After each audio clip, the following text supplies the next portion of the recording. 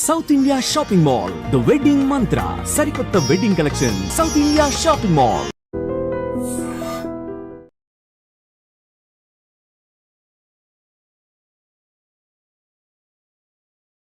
తెలంగాణ రాష్ట్రం రాజన్న సిరిసిల్ల జిల్లా చందుర్తి మండలంలో వరుస హత్యలు కలకలం రేపుతున్నాయి.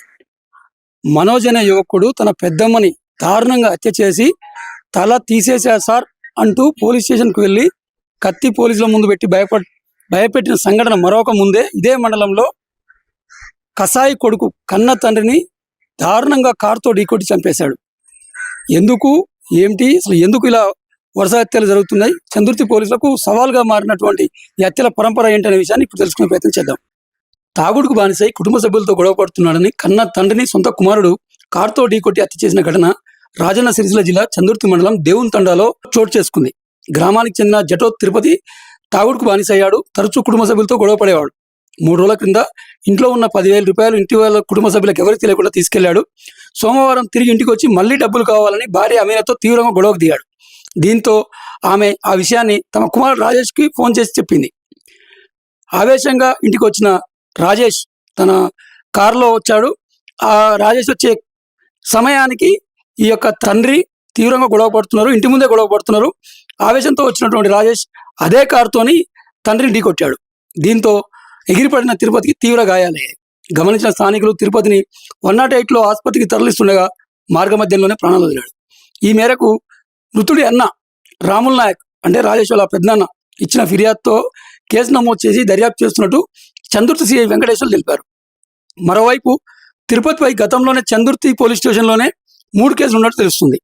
అయితే చందుర్తి మండలంలో ఇటీవలే మనోజ్ అనే యువకుడు ఆస్తి తగాదాల నేపథ్యంలో తన పెద్దమ్మను అత్యంత దారుణంగా హత్య చేసి తల మొండం వేరు చేసి పోలీస్ స్టేషన్కి వెళ్ళి తల తీసేశా సార్ అని చెప్పిన ఘటన మరొక ముందే అదే మండలంలో మరో హత్య జరగడంతో చందుర్తి పోలీసులకు ఈ హత్య కేసులు సవాల్గా మారాయి. ఏది ఏమైనా మద్యం రక్కసి తండ్రి కొడుకుల మధ్య చిచ్చు పెట్టడమే కాకుండా ఒకరి మృతికి కారణమైంది, మరొకరిని జైలుకు పంపింది.